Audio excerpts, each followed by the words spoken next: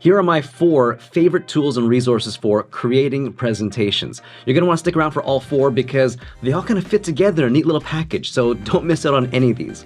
Now, once you have your presentation outlined, you know exactly what you want to talk about, you already figured out your audience, all that good stuff that I always mention, you're going to need to make the presentation. So here's how I get started. I actually start with good old Post-it notes. Yep.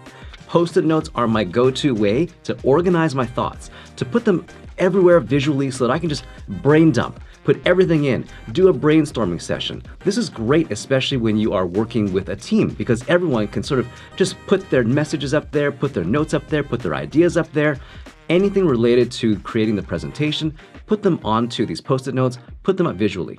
That's what I like to do. You might not like to. That's okay. You can always use a digital tool for that if you like.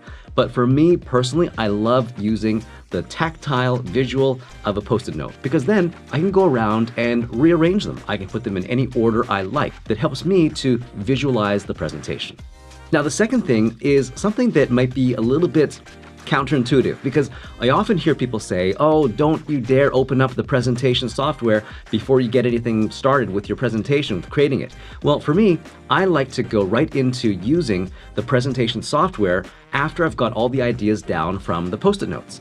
So I actually use Apple Keynote because I'm on a Mac, but if you are collaborating with other people, nothing beats Google Slides. Such a convenient tool that you can use to collaborate with different people on your team. Everyone can update it. It's really super simple.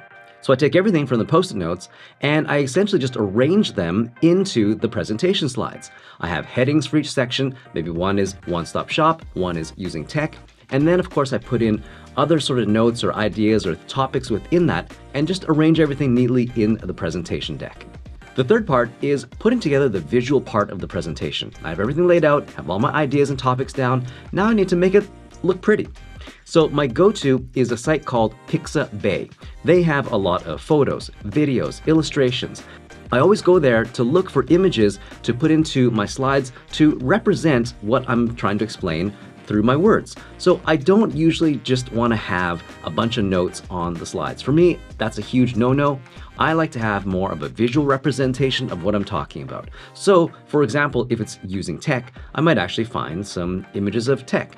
I can also put the keywords using tech onto the screen so that people can see it on the slide, but I don't put any other text or information on there because I want people to focus on me when I'm talking.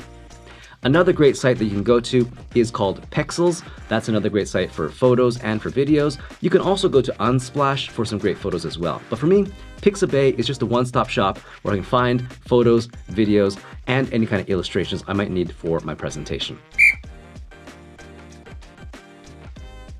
All right, number 4 is you need to find a way to practice now. And the best tool for that is, honestly, it's your smartphone.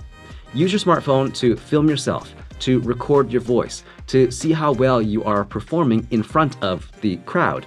You're going to be able to check your body language, your voice tone, your energy, whether or not you look confident, and whether or not you know the material. You'll also be able to check your timing, which is incredibly important because you definitely do not want to be going over time. You always want to leave a little bit of extra time so that you finish a little bit early. Everyone likes it when the presentation finishes early. Those are the 4 tools that I use to create my presentations. But if you're not really sure even what to say in your presentation, or you don't have much time to put everything in, or you're just doing things at the last minute, check out some of these other videos here.